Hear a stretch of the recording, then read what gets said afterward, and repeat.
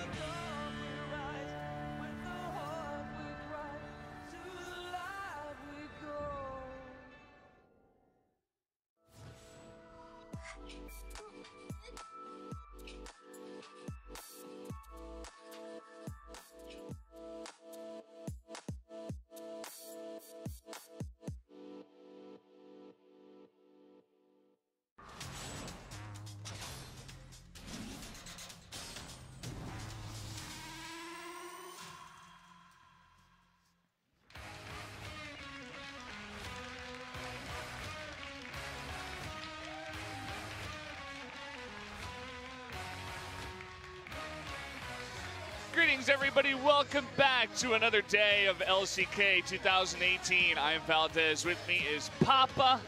How are you doing, Papa? Ready to reload for another week. Had my 1 day off, got my relaxation in, and now it's LCK time.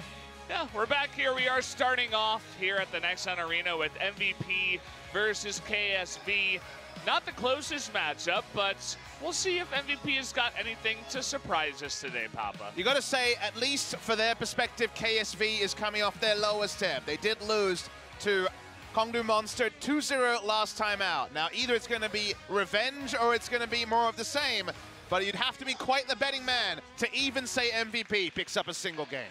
Well, let's go ahead and formally introduce our teams. 꺾인 상대를 만난 오늘의 기회가 될 수 있습니다. MVP still sitting at 0 wins in matches and games, but hoping to get their first tonight. See Max looking pretty excited, actually clapping his hands in the booth. These guys haven't given up yet, Papa.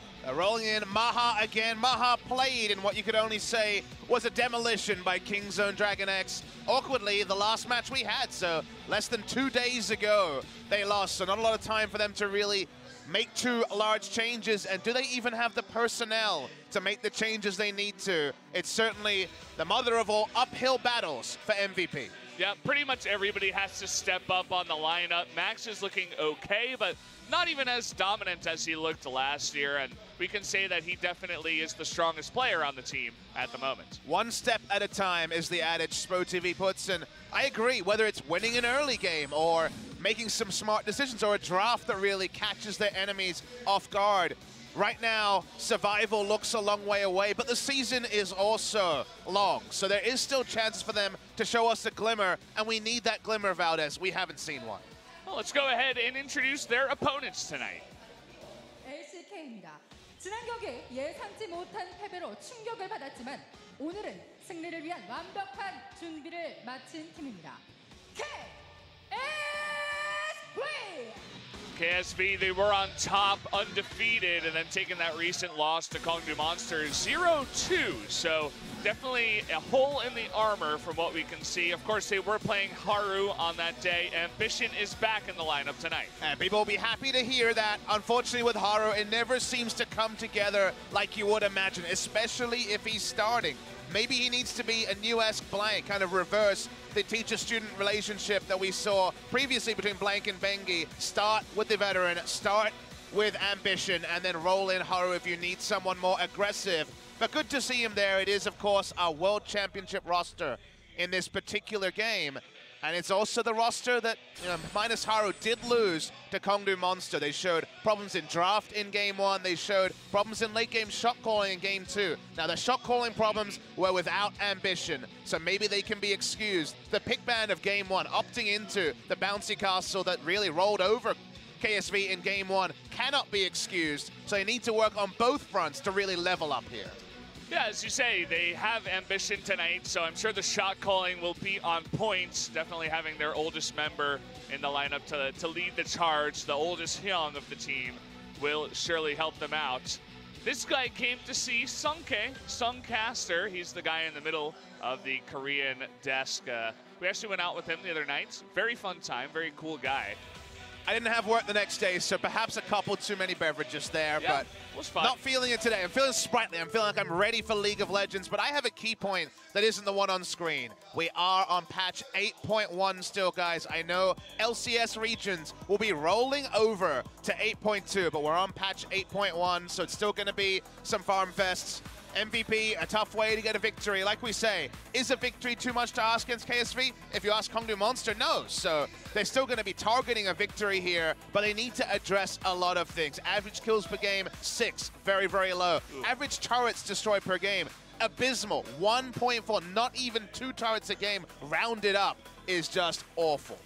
And, well, this is an interesting point. We need to stop ambition, but definitely the numbers on the screen are very far apart, definitely are striking as you take a look at them. Beyond not having the best season so far, ambition, a pretty good one. KDA sitting at 4.1, and nice other stats as well. Ambition, a lot of Rengar this season, which always endlessly amusing when perhaps the best Korean Rengar has been sitting on the bench, but maybe getting trained up in the Rengar stats. Speaking of stats, one of the things about KSV's game we always really compliment them for is vision. CoreJJ coming into the lineup, leveled up their vision. You can see average control wards per game above that of the average to be expected, but also average control wards per minute among the highest in the LCK. Their vision game is something that didn't necessarily slip for them in that 2-0 loss. So just trying to put things together is, yeah, I made a small mistake. They're slightly below the average per minute, but they're all about around 25 to 30 minutes. When the laning phase ends is when the control wards really roll in. The per minute ones, not as impressive.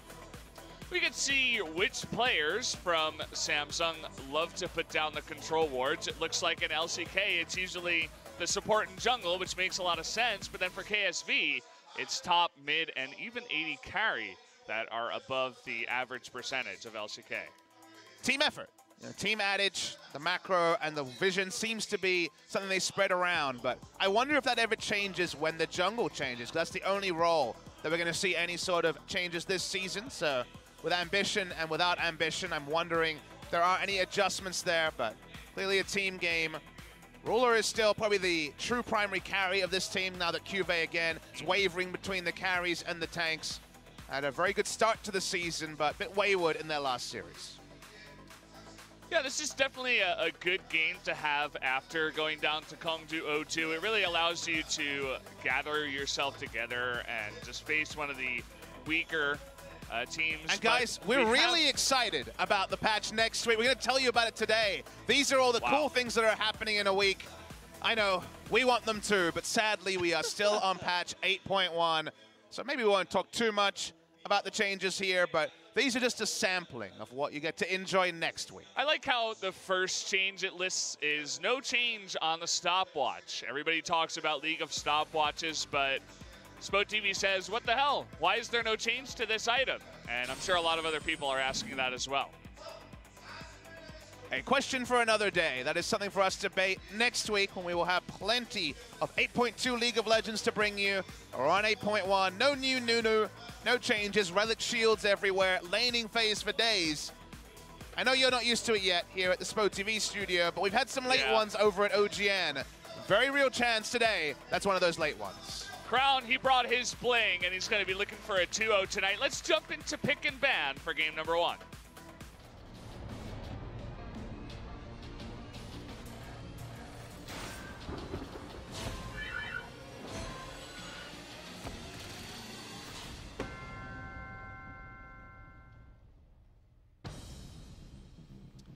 We will have MVP starting on their color, the blue side.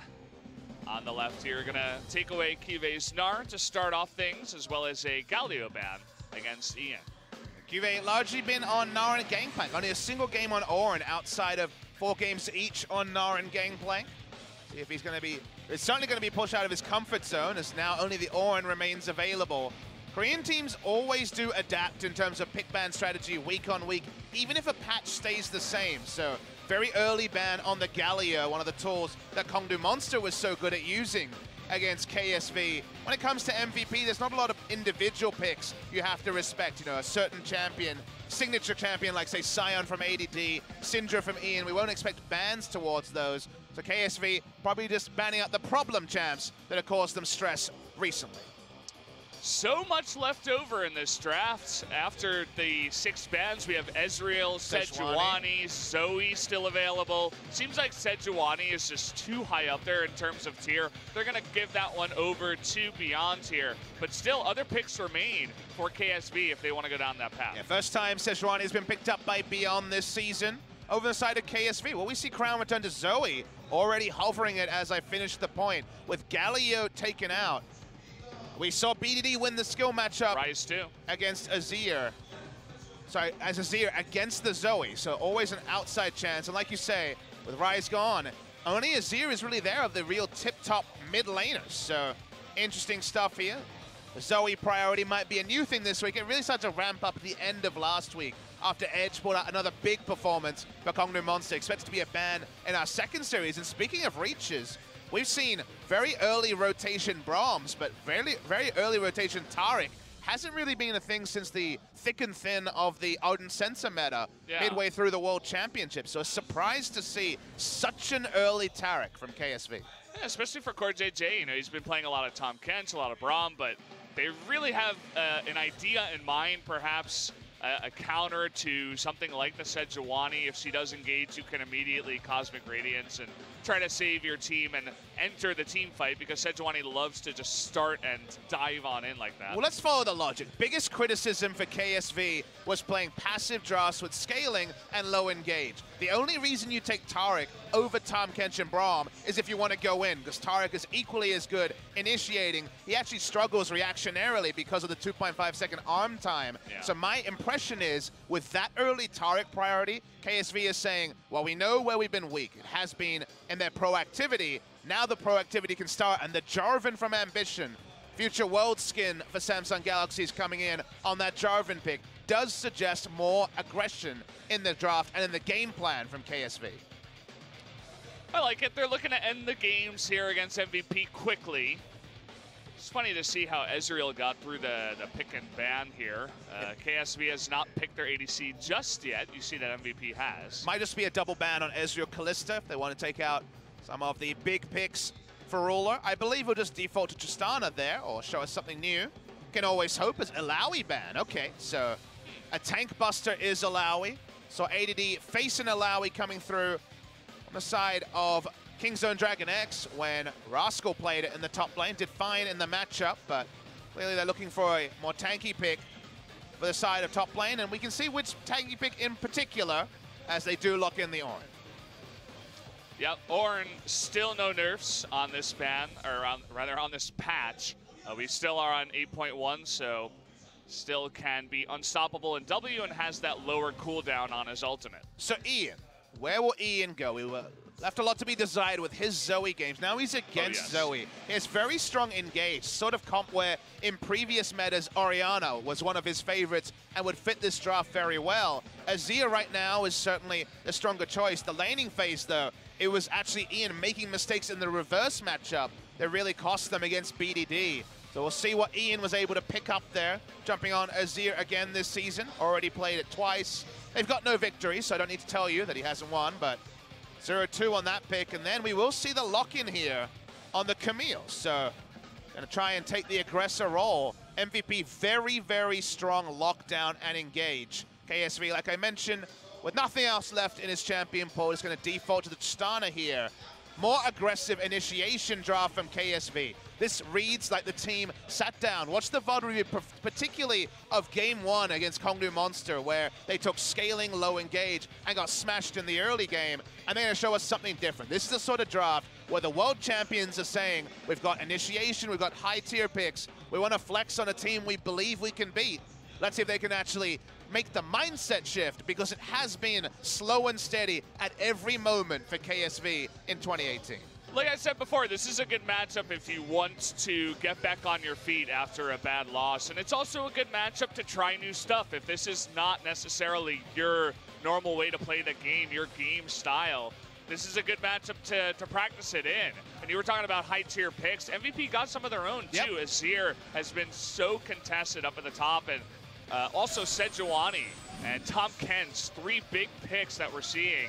Varus as well in the AD carry role. They desperately need to make one of these picks stand out and actually force targeted bans in future games. That's kind of what they need to do here. Obviously, a game win is also something they're going for, but any level towards that, any advancement on their current status of just being our cellar dwellers would be a step forward for MVP. So like you say, nice draft on paper. There is some good answers, and the mid lane matchup is a bit concerning, given Azir's have traditionally been in pretty big strife against Zoe's. Crown has shown us Zoe once. That was a win, but that was in quite the crazy game against the FLICKR Freaks. The turnaround required. Let's see how he does second time up. Yeah. I'm feeling the hype. I don't know why, but I feel like MVP is going to win today. It's just a feeling. I hope I didn't curse them, but we'll have to wait and see, guys, as the countdown is about to begin to bring us into game number 1 of MVP versus KSV.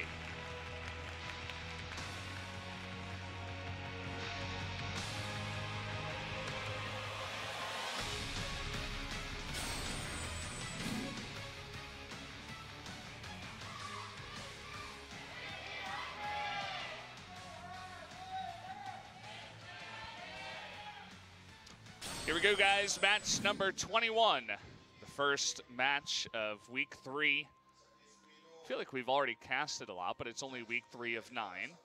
Then we got playoffs after, Papa. Look, we hit blackjack, so at least we're doing something right. The dealer will reward us with an amazing game, hopefully, as you say, in our 21st match of the season. We had a 3-day week last week for Spo TV, so it's only back to the 2. So I won't see you for a few match days. The Esports Bachelor will rotate as Atlas and Achilles will get a look in the next couple of days. I was enjoying my extra Papa week. time? Yeah, the extra Papa time. It's going to be the only week where it's delayed like that. And we have 6 on 1 week. Thankfully for you, Papa, and your health.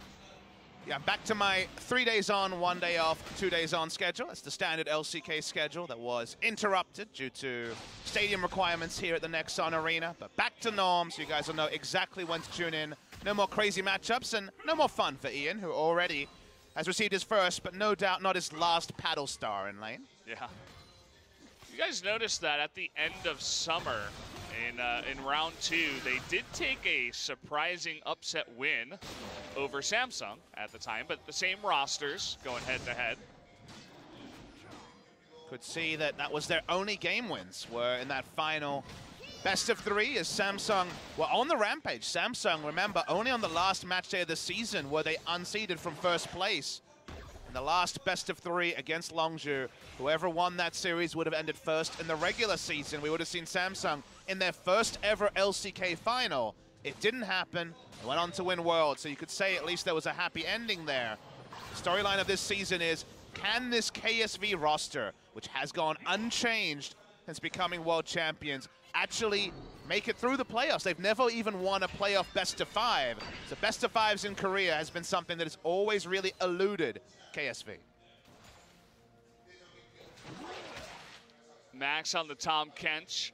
Has a lot of opportunity on that pick to be a playmaker. Doesn't pick up the Alistar this game. Decides to play a bit more of a protector role with MaHa on the Varus, but we've seen what Abyssal Voyage can do in a lot of these games. A lot of the more aggressive supports love to head towards mid and even top. Speaking of aggressive, is this one of the fabled Ambition? Nope, just going to be contesting. Ooh, smited away by Beyond. Ambition had his smite, just missed it. So nicely done there. making the right read that invading against Ambition is usually the right way to go. Is known for his very passive farm phase, why they've tried to integrate Haru so many times. Is in general Ambition struggles for early games, at least the skill shot accuracy seems on point so far from Crown. I love how Zoe skips away after just demolishing almost all your health.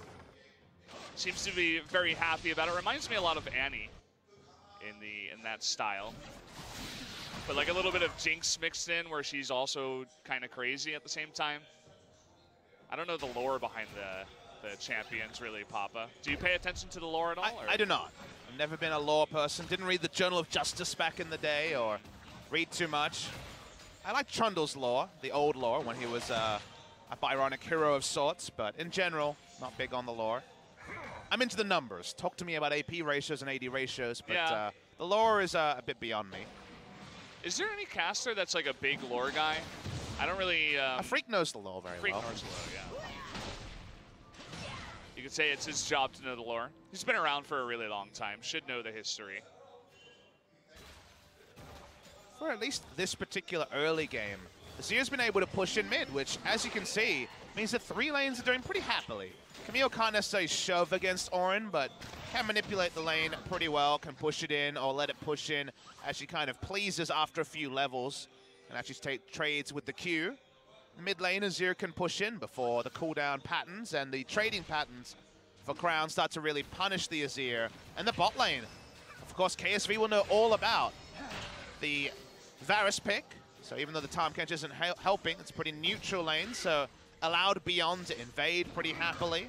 Hasn't gone for the invading rune. Usually when we see invading Sejuanis, they're favoring the fleet footwork, a big special, but gonna be Aftershock this time, just trying to be a tanky initiator on the Sejuani.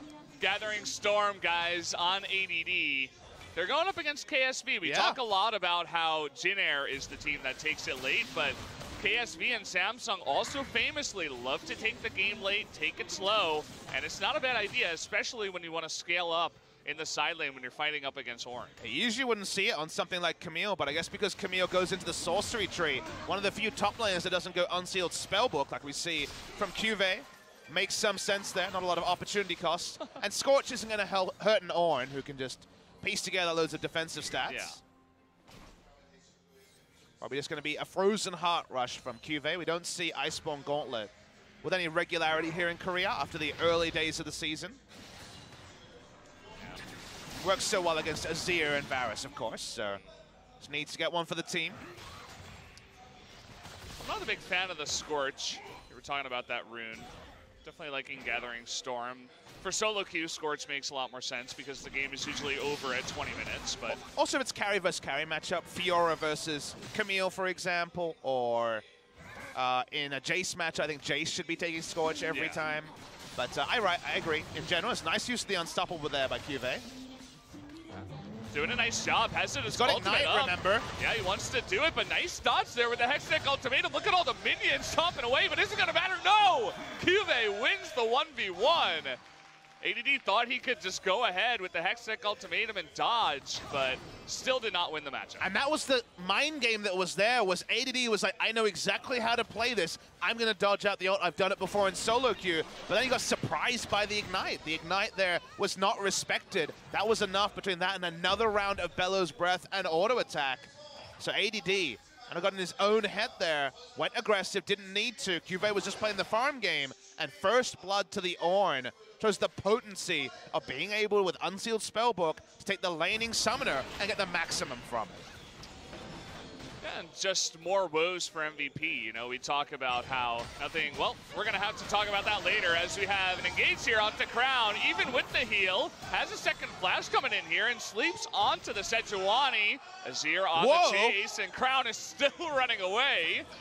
We got ADD now coming on in. Should be just a matter of time, especially with the Camille, but is going to sleep the Camille. Does not matter. 3 members to finally catch the Zoe. Yeah, it took too long, but credit to Ian. Nice understanding of the ranges of the flash ulti there. We've been critical on Ian this season after some struggles, most recently in his 2 Zoe games. That was a good look onto the Azir. Gets the first blood onto Crown. Crown went very offensive in his summoner spell. He actually went for heal, which seems bizarre against a Sejuani, but obviously would have been very helpful in the earlier levels. Nice punishment on the Sejuani. Yeah, finally making something work from the mid and jungle. Getting Ian ahead. Has also the Dark Seal, which is definitely going to help him in this lane up against Zoe. Let's take another look here. So Beyond was shown on multiple wards. I think Crown was in the shop doing a bit of a faker there. Oh boy. He ends up getting caught. Does live surprisingly long. Flash he picked up from Ian, helping aid his escape. Is in picture. They're turning on to Max and MaHa. MaHa might be dead. MaHa has that Ignite ticket and he is going to go down. Ruler super low too, but Max all alone is going to miss the lick.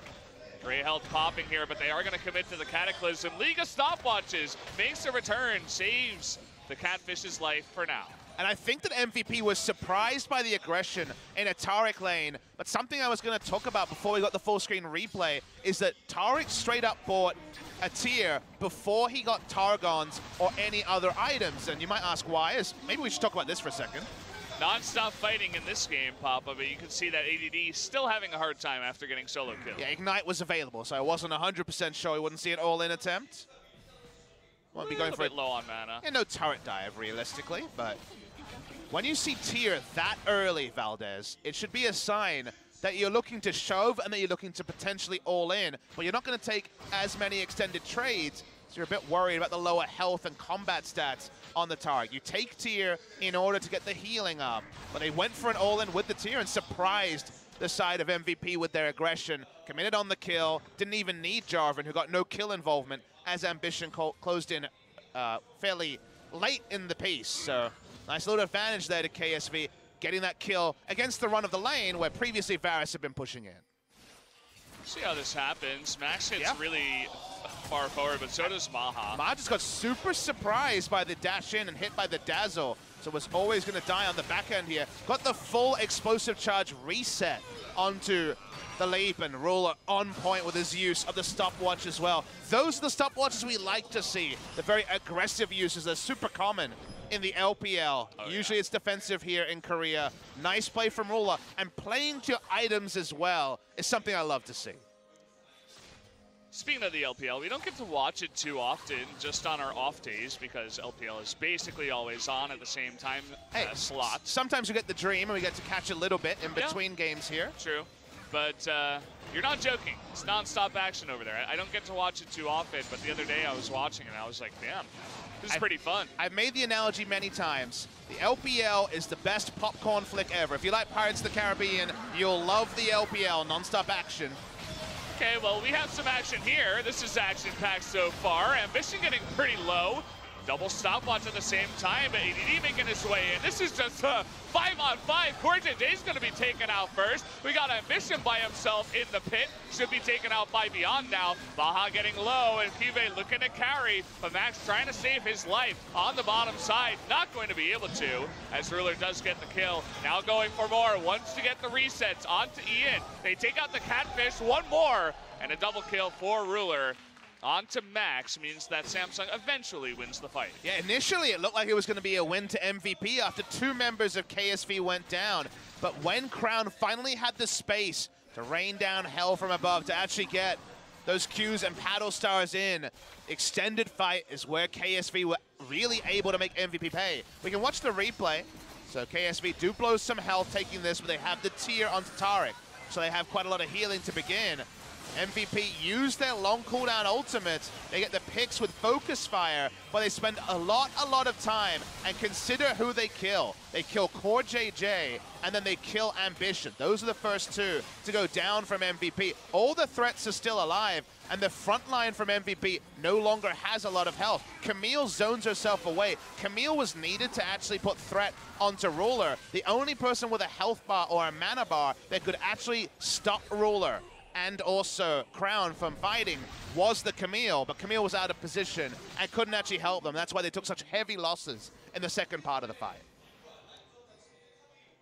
Yeah. Also have to mention that the Infernal Drake did go over to KSV. That's how this fight all started in the beginning, so nice extra damage, especially for Zoe and Tristana. And I've got exciting news. I'm actually gripping you by the shoulder to give you exciting news. What happened? We have an item imbalance in bot lane for the first time in forever, because it's actually a full Shiv BF sword against not a Rage Blade, because there's been so much fighting that there wasn't just a straight up Rage Blade purchase 11 minutes into the game. Wow. So we have a Fed ruler.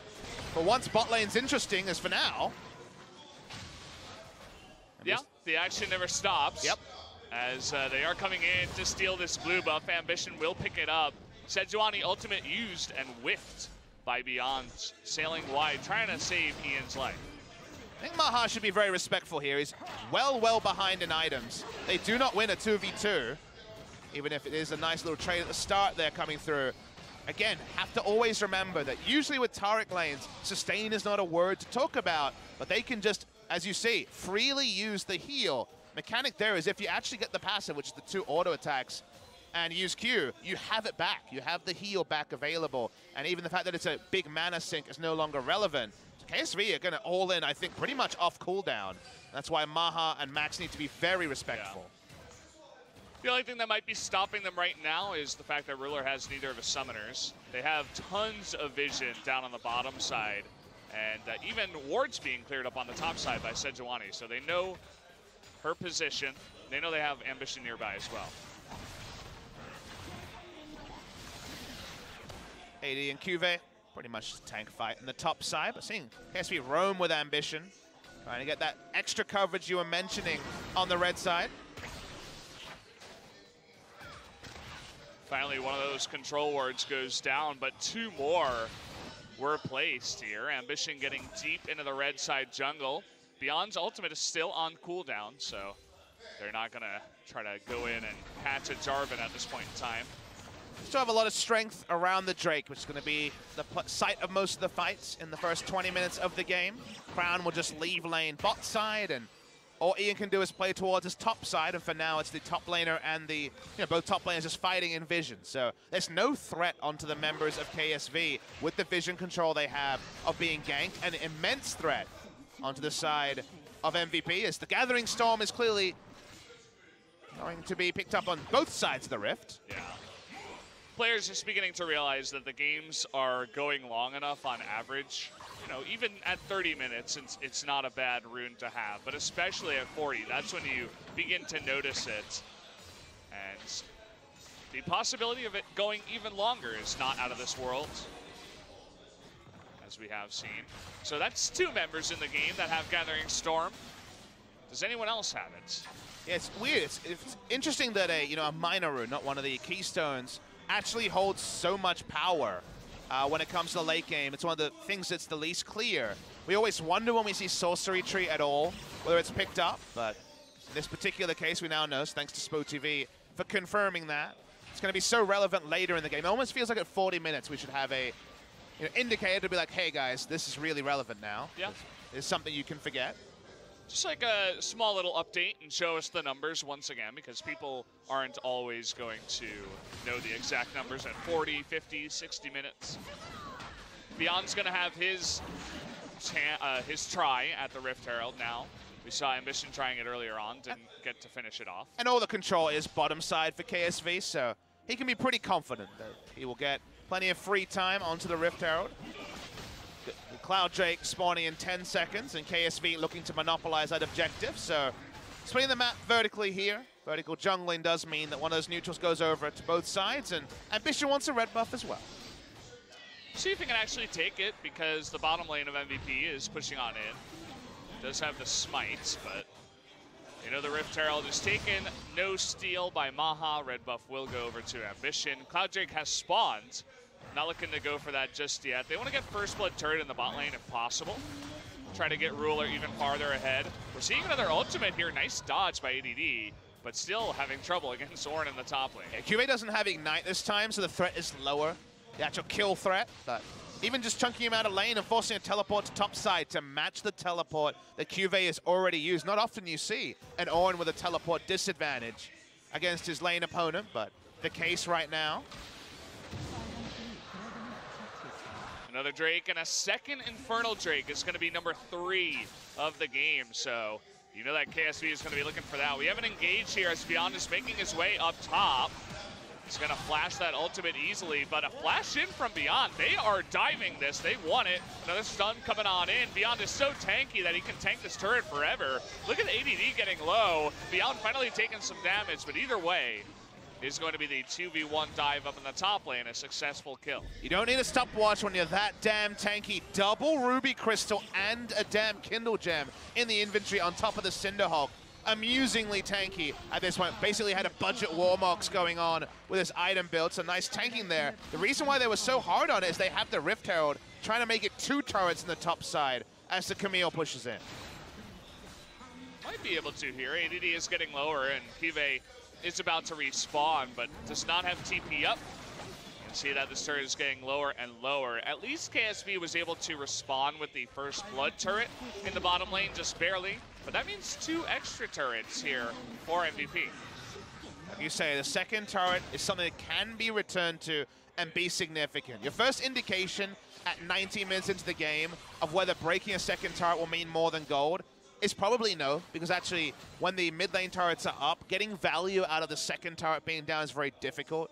Kind of need the extra space to find different ways to invade the enemy jungle and actually push in minions to get true value out of any turret, especially when a carry now has a super long lane to go to, an extra lane where getting red side jungle control and not getting ganked as ADD is not a trivial thing, can be used against you. So obviously immediately you feel good about the gold. If they can make a threat onto Baron around 22 minutes and specifically get the mid lane turret, it can be big, but trending up in turrets at this time is always that double-edged sword. Crown finally getting an item here. Is working towards what looks like a Banshee's Veil second.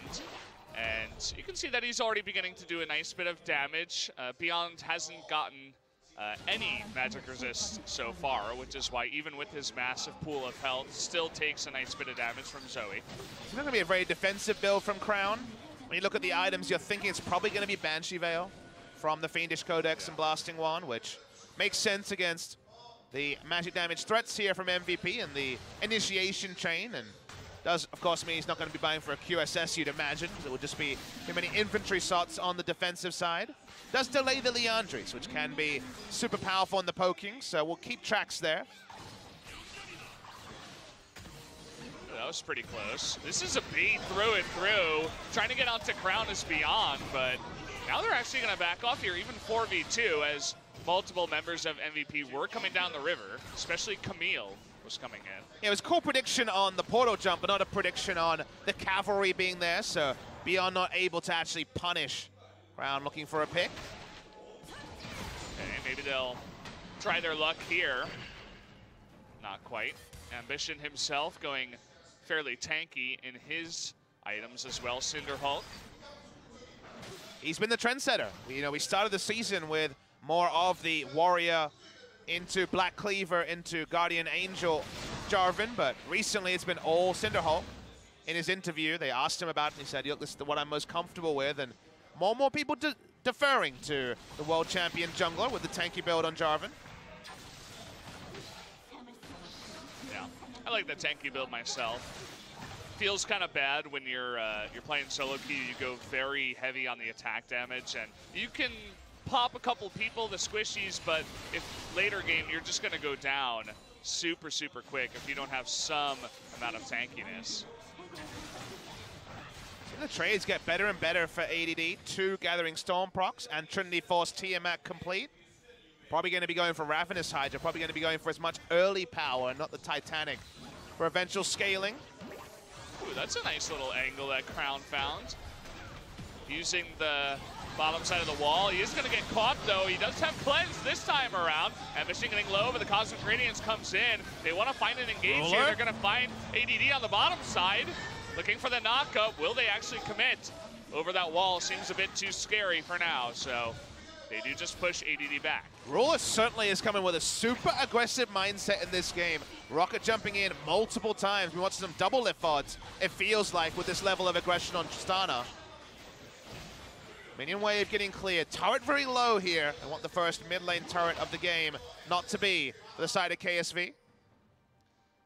It's funny to see KSV getting so frisky with their fights. You know, they draft this aggressive composition and they're just going head to head with MVP. But so far, MVP has been holding their own. They're not too far behind. They're looking to get aggressive themselves. Crown might be in a lot of trouble here. 3-on-1 at the moment. CoreJJ just hit a nice dazzle, trying to save his life, but that's done. It's going to be enough. They get Crown.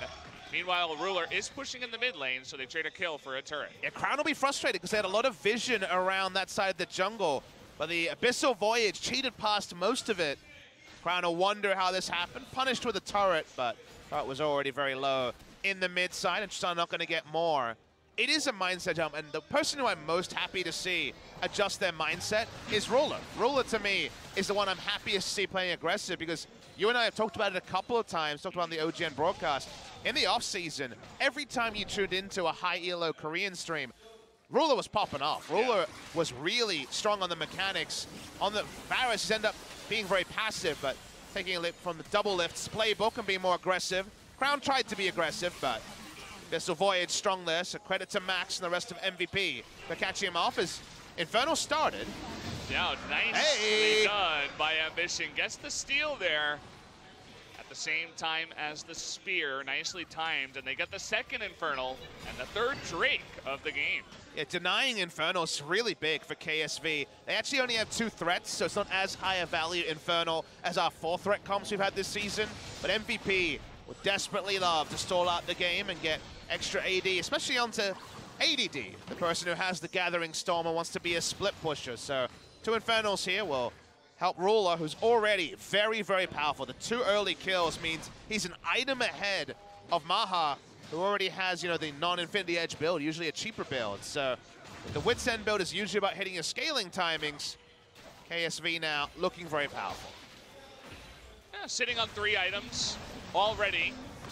Gonna be chunking people down. Level 13 for now, so as it is on this patch, you level up quite fast, the amount of farming. And here's some more aggressive play. Misses the dazzle onto Ian. Abyssal Voyage comes in from Max, just looking to save his life. Didn't need saving. In a team with Jarvan on Ornn, our initiator has been Tristana multiple times. Sort of thing that definitely can be used against you if he makes a mistake, but so far, controlled aggression from Ruler. Trying to bait the Baron. Okay, he's gonna run straight into it. Nice little check there by Beyond. We'll see if he gets punished for it. Does have his stopwatch still, but it's gonna be too much damage there. 4 members of KSV in position. Crown still chunking out the Sejuani. And this is where the Zoe can be so strong. The turn away from Baron if you walk through water brushes. But now MVP slow and actually getting here. Spot vision, they know it's around 5,000 health.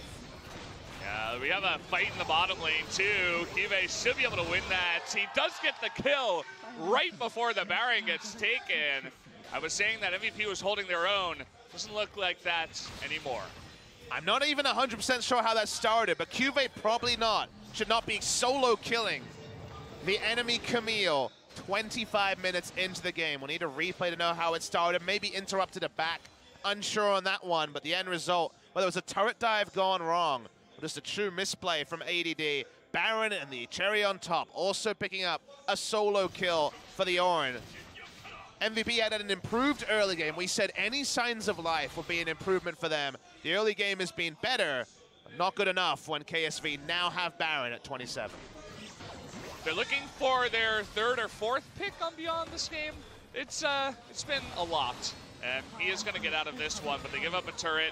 Going up against the Baron. CuVee pushing in the bottom lane, all very methodical from here on out. Definitely expected. KSV pushing up bot side.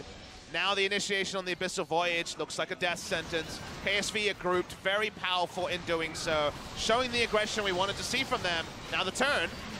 ADD once again just being chunked out. He's fighting his own fight up at the top side. He's going to get knocked out by the Ornn once again. Ian in the front is just tanking the Tristana shots. There goes the second one. Once a third one will get Ian. He's jumping forward. He's Beyond. all of these other MVP members. He keeps jumping ahead of them. This is hilarious. That's going to be the ace and potentially the game here. 40 minutes, or rather 40 seconds on the death timers, and they're going for it. Ruler is Super Mario, Goomba stomping one member of MVP after the other. Like you say, in one Baron buff push, they're able to end the game, and KSV is fighting a fight against time. They want to be out of here as fast as possible. That they will. A very quick game number one. We'll go over to KSV. 28 minutes, 24 seconds will be the end here. Ruler popping off quite literally on his Tristana. And you know, we sat there and had those criticisms about KSV, the slow games, the passivity against Kongnu Monster. You know, watching Kongnu play this heavy initiation aggressive comp, and KSV feeling powerless, largely feeling powerless against a FLICKR Freaks last week as well. The coaching staff clearly agreed. This team played like there was a hot poker there saying fast, aggressive, assertive. All those words described KSV in game one, and Ruler especially. He ate his wheat bix this morning. He was feeling big and strong, diving in at every moment. Tristana, the true initiator. KSV, nice to see you again. After a week two, you did not want to remember. MVP holding their own up to a certain point, but how many times is Camille going to get solo killed by an Ornn? How many times is the Sejuani going to get caught? The vision was not there towards the Baron. It just kind of fell away from them. They were looking okay, and then eventually, almost 2 minutes later, I'm like, what the hell happened? These guys just disappeared. I mean, the best of MVP is not going to be enough to beat KSV. That's no surprise to anyone, but the MVP we saw here had more of a ceiling and more of a floor. They did look better, but we still don't know if the best of MVP can beat many teams in this league, as I saw your eyes widen when between 26 minutes into the game and 28, That's exactly the game what I ended. said. 2 minutes. A Baron buff power play ended the game. It went from 1,000 gold roughly to 10,000 in the game ending. The best teams can punish you. KSV are one of the best teams in Korea. Kind of making it look like the old SKT style where they get one Baron power play, take out almost all your turrets, and just wipe the floor with you on the Rift. So looking good today is KSV. MVP still trying to find an answer. You can see it's all just discussion and trying to prepare for the next game. We are going to go into a quick commercial break, guys. So make sure you grab your popcorn. Perhaps game number 2 will be even more fun. Can only imagine, Papa. Yeah, a lot of League of Legends tonight. Only our first series, but MVP, a lot to do. Yeah. So we'll see you guys in about 5 minutes.